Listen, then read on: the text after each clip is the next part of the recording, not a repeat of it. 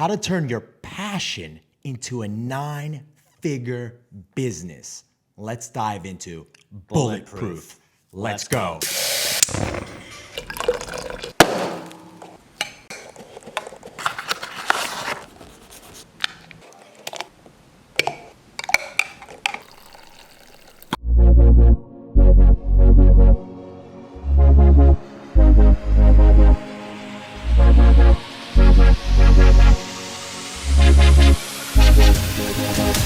What's up, everyone? Sean Azari here. I'm with Matt Skopak. What's going on, everyone? Welcome to Deep Dive, episode 23, where we take businesses like Bulletproof and we dive into their marketing and business strategies such that you can take away these tactics to start scaling your business. Bulletproof, I've heard of them. Actually, you told me about them. They're a great company, done a lot of branding. It was founded, I believe, in 2013 by Dave Asprey. Yeah. Let's give a little context, Matt, of the brand, what's it about, how it got started and so forth before we get into our points. So David was one day hiking in Tibet. He was overweight, 300 pounds. He really wanted to find some, he tried all the pharmaceutical, all the diet pills, and nothing really worked for him. So he went to Tibet to really work on the 10-day yoga experience. And then there's a holy mountain out there, which he started to hike, and he got towards the top, high elevation, and he just didn't feel good. So a woman from Tibet brought him into her, I guess, mud house, it's called there, and she gave him a drink, which was tea, and with a very high content, I guess, grass-fed butter. 5 minutes later, he felt great, probably better than he's ever felt before. And then after the trip, came back and he thought about this idea, and that's kind of where the concept of Bulletproof came about. So David, he's a star. I mean, he does everything. He has his own blog. So I think before he started launching products, he had a blog, a lifestyle health blog, before he actually launched. He did, exactly. So he's very into this. And he kind of, I guess, wrote on this blog about how this bulletproof concept came about, where he was testing and he came up with MCT oils, which are multi-chain triglycerides, which is basically a very high content fat, almost like coconut oil, organic grass-fed butter, and black coffee. And this came up with Bulletproof, which he then created into a company after he saw the great feedback from readers of the blog. So when he drank the coffee, apparently he felt like his appetite was reduced, so he didn't feel as hungry. He was definitely between the ingredients that was in the coffee. Apparently with this high fat, it's the same fat. I don't know if it's the same fat you could consider as like avocado, right? It's basically it's a good fat. It's good fat, very high concentrate, and it gives the brain and yourself a lot of energy. And apparently, again, it helps you concentrate and so forth. It actually sounds like a mix between Adderall and ephedrine. I don't know if you remember ephedrine back in the day before it became illegal. It was an appetite suppressant. People used it to lose weight and so forth. And then there was a lot of repercussions later on after studies and people were dying, obviously. So that's how the brand started. And then he scaled. I think within the first, year or two, he was selling millions of dollars of coffee, or 43 million. I mean, it really came about like a lot of businesses. It was the perfect product at the perfect time. I think the keto diet was becoming big at that point as well, from Dr. Atkins, and this was just another proponent, and biohacking was very, very becoming popular and still is popular, and this was just a perfect product that came. He's one of the guys, I believe, that created the term biohacking, which is using science, like health concepts, science and technology in the mix. Small doses of things to really create and try to live forever. Yes, there's an article actually where they highlight wellness entrepreneurs, and he's one of them. And that's just a big thing right now. And just moving forward, especially with the pandemic. Right now, a lot of search terms right now is how to, strengthen your immune system, to eat healthy and so forth as we're staying home and, during the pandemic and so forth. So obviously a lot of opportunity here to understand the consumer and so forth, to build a product alongside with it. Especially with technology, I want to also mention, so how much did they raise so far to this day? Overall, they've raised $68 million. They had 3 funding rounds. I think it was 19 million, 9 million, and then the latest round was $40 million. Wow. So 3 rounds, $68 million total have they raised, which is it's something important to keep in context throughout this podcast, because it definitely has shaped a lot of the strategies and the decisions that they've made throughout the history of the company. Awesome. I'm going to dive into number 1. Let's go. Number 1, create multiple sign-up forms on your website based on the customer's journey. So when you're reading, for instance, if you apparently land on their blog, let's just say, because they have so much content on their site, and you just land it on their page, right? There is a newsletter, there's a pop-up that comes up to capture. Sometimes it could be, I believe that in this pop-up was just, just email address and so forth. But sometimes it could be like, hey, are you into, like you get their email address, but you also ask a question like, are you into keto diet or another diet, paleo or something? So you get more of the consumer data. And then in Klaviyo or whatever email marketing platform you're using, it'll keep tagging that consumer based on the criteria they're choosing. So always try collecting data. I've yet to do this to my e-commerce brand, but I'm seeing, strategically, it depends on how much content you have on your site and how much, I guess, navigation you have throughout your site. If you have a lot of pages and so forth, you want to keep capturing data based on where the customer is. Of course. So you understand the consumer. You don't want to lose that consumer and lose that data because you want to retarget them later on based on your product. So if they're reading, let's say, an article based on how to think clearly, right? That consumer is reading that article.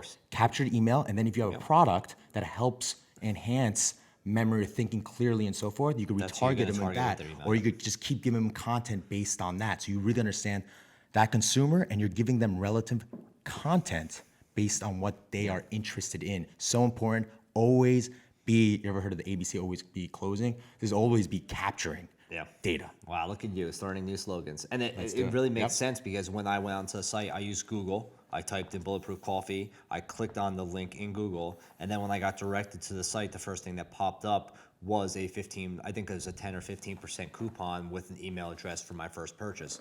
So they knew I clicked in Google, I clicked on their website, and then they knew that basically people that do that are going to be very interested in to buy because they came through SEO. So they knew to basically improve or boost their percentages of me buying, they gave me a percentage off just because they knew I came from Google, SEO search, and then came to the website, which was different than Sean's newsletter, which they probably wanted to then educate you about a little bit about what specifically you're looking for compared to me, who is looking more to purchase. And while you're signing up and putting your data in, you're obviously entering all these different flows. Exactly. And then you set up these flows in your platform, your email marketing platform. Here, I'm going to keep talking about Klaviyo because I'm familiar with Klaviyo. I'm using it for Reborn. They enter these flows based on where they're at and where they're signing up. You keep sending them emails based on what they actually signed up for, not just like a random welcome flow email. And the takeaway as a business, you guys have to understand this is a science.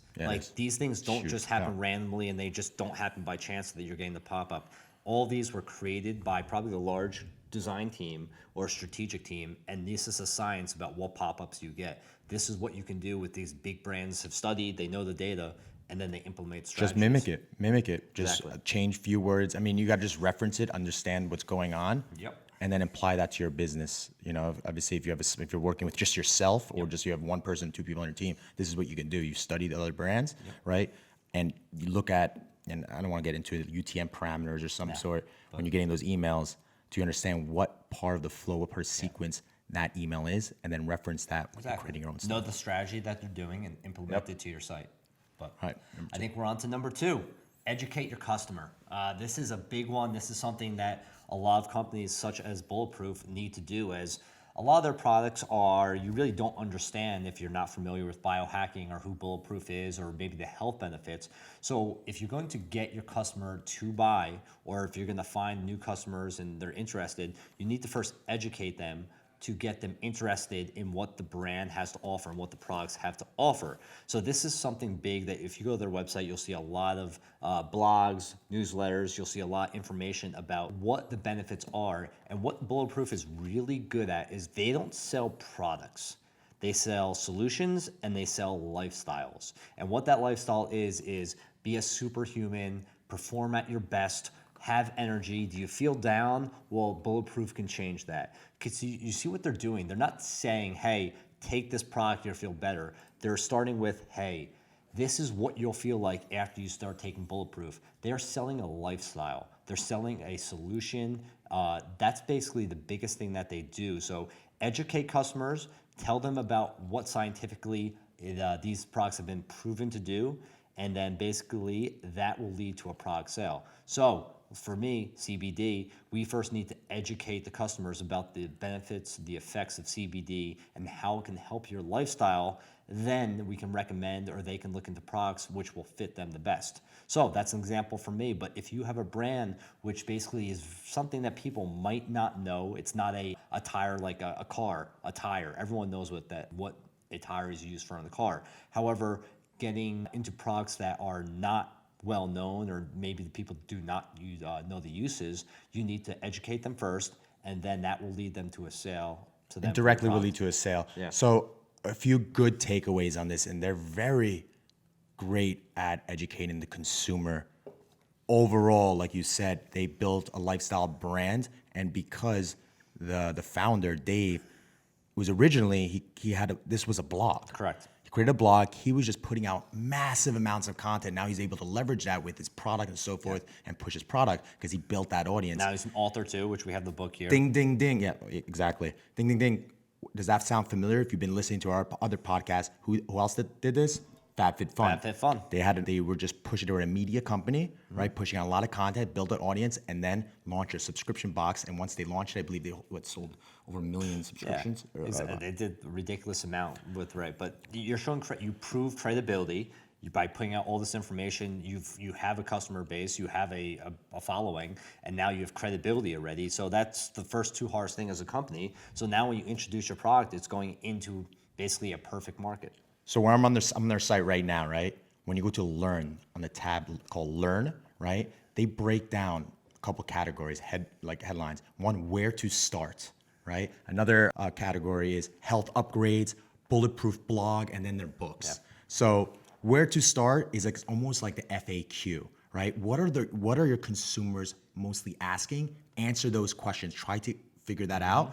You could reverse engineer the consumer. Go on Google, go on Quora. I don't know if you heard of Quora.com. No, it reminds me exactly of when we used to read books in high school, but basically the Cliff Notes. Yep. It's basically like a Cliff Notes of what people need to know to get the basic understanding of what Bulletproof coffee is. It's a great idea. Exactly. And then you have where you learn about immunity boost or how to sleep better or anti-aging. And then when you're actually reading this stuff, I don't know if you read some of their articles, I haven't seen some of the articles, they're not even talking about the product. It's just completely helpful information. So it's huge. Educational content, push it as much as possible. It's going to help in the long game, SEO and so forth, because that's what people are searching for. Yep. And if your article pops up, that's obviously increasing your brand awareness. So that was number 2. That was number 2. Number 3, I love this. I don't know, I'm surprised we didn't mention this before, is convert your IG following into email subscribers via giveaway. As I was scanning through Bulletproof, they have this big giveaway going on. They're running a giveaway. There's 3 ads that they're promoting their giveaway, which is directing to the site, which they're promoting a free year of coffee and a bunch of other products from Bulletproof. They have about, over 300,000 IG subscribers. And I always get this actually from clients. How do I convert my IG following, my loyal IG following, into email subscribers? Because you want to keep, obviously, IG could be dead tomorrow. It's not going to be, but it could be dead tomorrow. Email, you always have their email. You always have their contact information. You could always leverage that to reach out to them.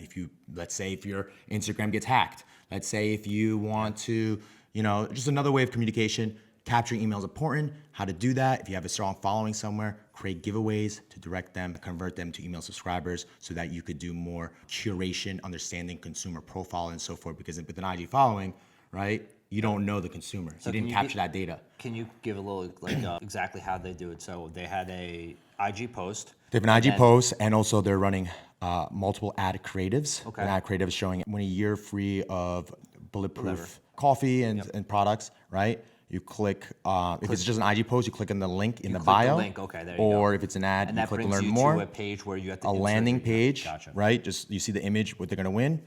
First name, I believe phone number, email, and then submit. Gotcha. That's it. So you have to create a landing page, and then basically a link below the IG post, and then. And you could look at some tools. I believe one of the tools that could help you do this is called viral sweeps or something. Google it, how to create viral giveaways, they call it. You have to make the giveaway worthwhile, though. If you really think they're going to click the link and that too, it can't be like, hey guys. It can't be like a $5 gift card. Exactly, it's not going to work. So make it worthwhile. It has to be like a lifelong subscription or a year subscription or a large amount for a gift card, but it has to be worthwhile. And this is different when we talking about, remember we were talking about growing your IG following? Correct. Right? I said sometimes if no one knows your brand, right, you may want to pair with another brand that's familiar and you want to give that away that has a similar audience, but people know that brand. However, because they have such a strong following, they already know that brand. They want that brand. A year's worth of Bulletproof coffee and products, Yeah. sign me up. Exactly. You want my email address? Take it. What else you want? My first name, my birthday, my social security number? Kidding.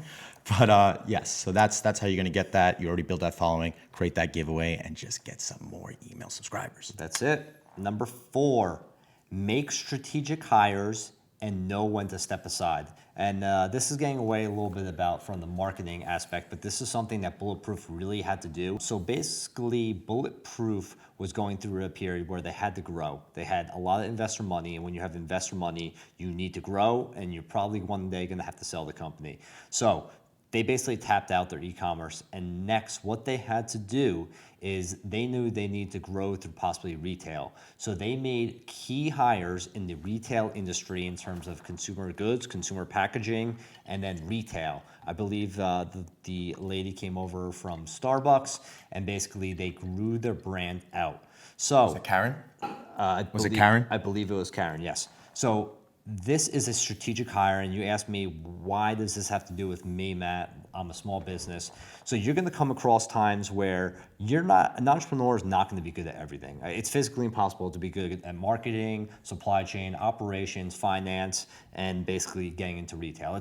If you are, you're a superhuman, and you probably are a billionaire by now. So you're gonna need to come to a point where you're gonna need to make a decision. What is the most important thing to help me grow this company? And maybe you might need to bring someone on either through a salary or possibly equity in the company, which me and Sean were talking about. So what Bulletproof knew they need to grow, they thought retail was the best channel to grow their brand, and then they made strategic hires in the retail industry because they didn't know how to go about it. So that is a big proponent, is when you need to grow and you know that you need a certain aspect, make sure a hire, you think about it, you know it's in the certain area that you're weak in, and it's not just, hey, let me hire a person for this. It has to be a strategic hire. And something else that Bulletproof did with David, he knew when to step aside as the CEO and when to bring someone in that could help actually grow the company at a rapid pace. He knew what he was good at. He's good at biohacking. He has a passion for this industry, for health, wellness, and whatnot. And he knew those areas aren't going to help him grow the company overall. He stepped aside, he brought in new people in all areas of the company, and they basically just grew it and knocked it out of the park within the last 2 to 3 years. I think something to point out here, Matt. There's a few questions here, but it always depends on the person and the business, right? So, you're saying delegate based on what you're not good at, but all right, what if I'm not good at designing? I'm not good at branding. I'm not good at social media. Exactly. Right? Would that be my first hire, or because? So I would ask you first thing. No, it's a good question. Let's go about how I would think about this. You're not good at, let's want to say social media. Let's say social media. What kind of company do you run? Is your customer base a younger customer base that is more influenced or that would be better targeted on social media? Because if it's different, if you say your customer base is maybe 45 to 65, no, I don't think social media is the best strategic hire because that age group is not as prevalent on social media. I think there might be another route that you should go about. If you are that route and you think that you have a very young customer base, I think social media is a great way to go. If you're looking to expand your market. And saying that would be your first hire. If you're trying to grow the company with marketing and you're trying to really market the company, I would say your first hire would need to be either find a consultant, I know you're big in consultants, or find a strategic partner who's interested in your concept, maybe has knowledge about what your company or the industry is about, and that you have a good partnership and sees and can grow the company with you. Totally think so. Those would be my questions. I think it's also important to point out that, especially when you're working with you're bootstrapping and you're very constrained with your money, right? And hiring can be tough, and that's why we use tools like Upwork and so forth. And outsourcing is more affordable, but finding someone full time could be stressful because again, it's coming out of pocket. So, I think it would help me as well, and that's why I'm providing this a little bit of context and value is, like Matt said, try to, what you're not good at and what can help you increase more revenue in the long term, right? So if you know that if you're not good at email marketing, for instance, right, but you know the market out there and the potential revenue that it could be increased by strengthening your flows and so forth could be, you could make an extra 100K a year. Now, all these numbers, this estimated value could be calculated based on, you got to do a little bit of research, right? Understand your audience and understand your growth rate, right? And calculate those numbers like, all right, I could make an extra 100K. Now, if I can make an extra 100K, is it worth me paying a 40K, 50K, 60K a year on a person that could help me get there? Yes. So understanding, I think, those metrics, right, and putting those numbers in place will give you a better idea and understanding like, okay, this is the person I want to hire because I could get this much more out of it rather than, hiring HR or somebody or like, it's Well, think about it this way too. I mean, it brings up a good point. A marketing person will strategically grow your top line, your revenue. So obviously it's going to be bringing in more for the company. Back-end jobs, operations, finance, HR, that really doesn't drive top-line sales. Those are more just expenses. So that's something strategically that you need to think of. If you're not making enough revenue or if you don't have enough profit, those roles probably shouldn't be filled in just yet because you don't have the money to do it. However, a marketing person is going to drive top-line revenue. It's going to drive growth and hopefully drive more profit if the company is profitable. So that makes more of a strategic sense to hire that type of person. Yep. So always ask yourself, take a step back, think about your strategic hire and talk to someone too, and then go from there. awesome. Number 5? Number 5. Number 5, have a cross-promoting strategy. Dave has a personal brand, who's the owner, the founder, has a personal brand. He has a strong podcast. He has 4 best-selling books Headstrong, as well. Game Changers, right? A couple more. So you may not have all that. You may not even have a podcast. That's okay. Start creating your personal brand. A lot of people don't like to have a personal brand, and I get that. But it is very strategic in today's environment, especially when you're going against the bigger brands that already have a competitive advantage. They have so much money and so much capital.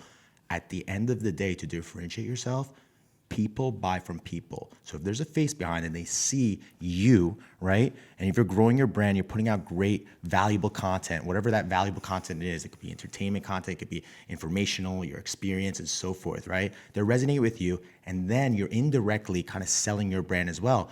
And this makes sense of what we're doing right now. If you could see behind me, I have 2 pieces, 2 canvases, right? That's my brand. Indirectly, you're seeing it. I'm also putting that on my IG stories and so forth. I'm putting out different types of content, but I'm building a following as well that could also resonate with the art piece. So that's a great way of just keep putting your product in front of people. I'm sure you heard of the terminology, before someone buys or buys from you, it takes 8 times for them to see it, right? So if they're just seeing it on one channel, or they're going to see it on 2, 3, 4 different channels that you've created in different platforms, that's awesome strategy. Neil Patel, I don't know if you're familiar with him. He's a great marketer. Great marketer. He does this all the time. He has like 15 plus different domains, putting out content, consistent content everywhere, and just linking them back together, right? That's how they used to do it before in like social media, before Instagram and so forth. It was just like backlinking different websites, just creating different categories and just cross-promoting. Personal brand's not only huge for, I guess, cross-promoting your brand, but it's also for networking too. I mean, we talk about how to get investors, how to find maybe someone to partner with, like we were just talking about.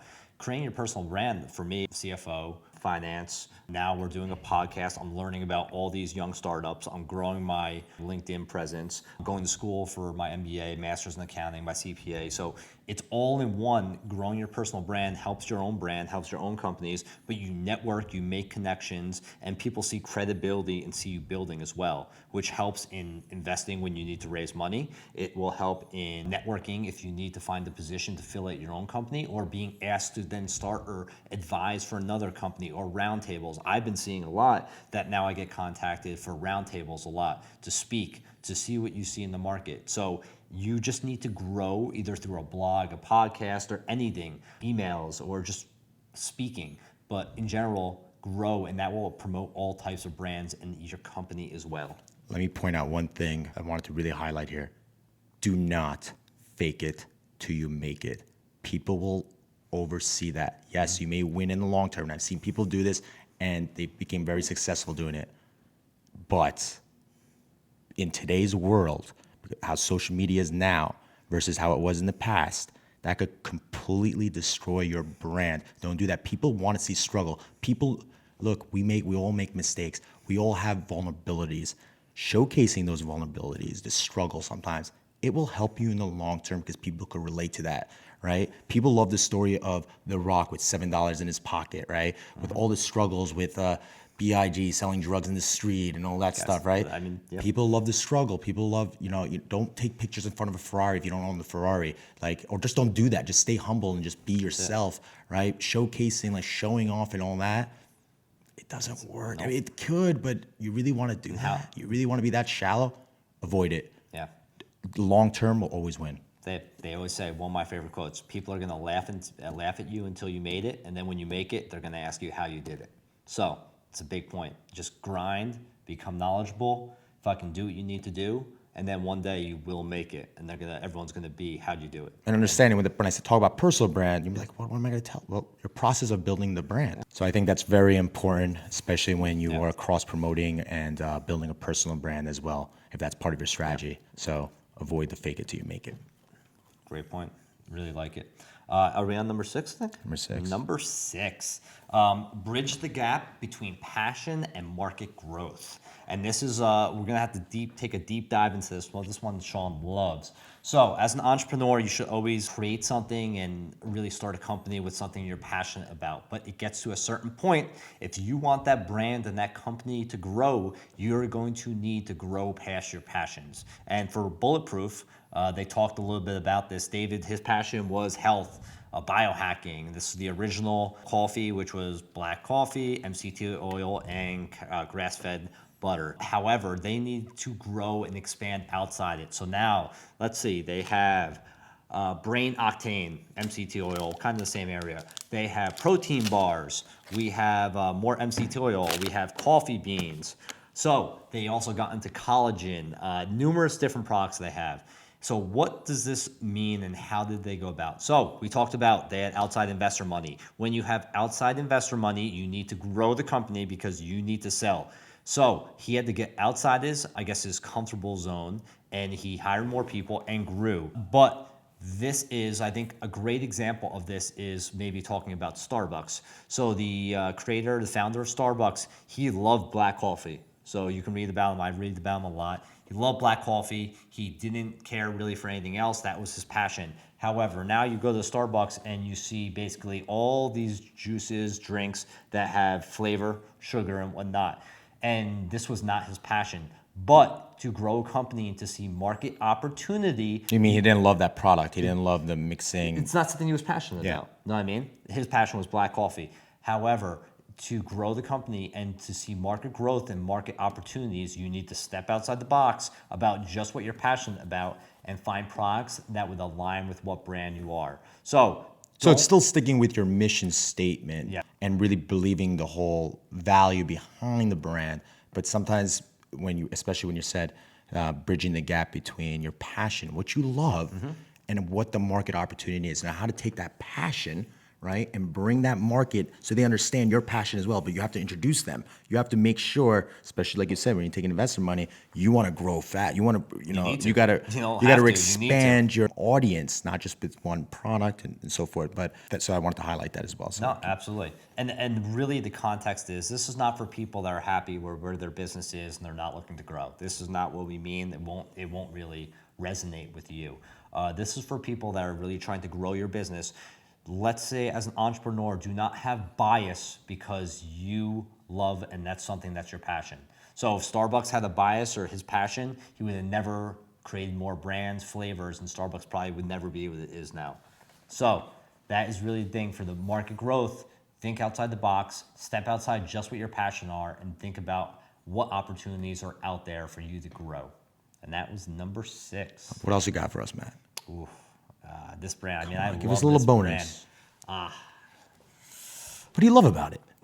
It's just an overall. I'm into biohacking, health, things like that, and basically it just gives you ability, and it's a company that just helps you and did resonate with people that want to perform at their best. What do you think when I went to this site? I'm just taking away, so we're done with the points, but I went on their site. I'll be honest, I got lost for a second. There's so much content. I mean, it's great. There was a lot of education, but Yeah.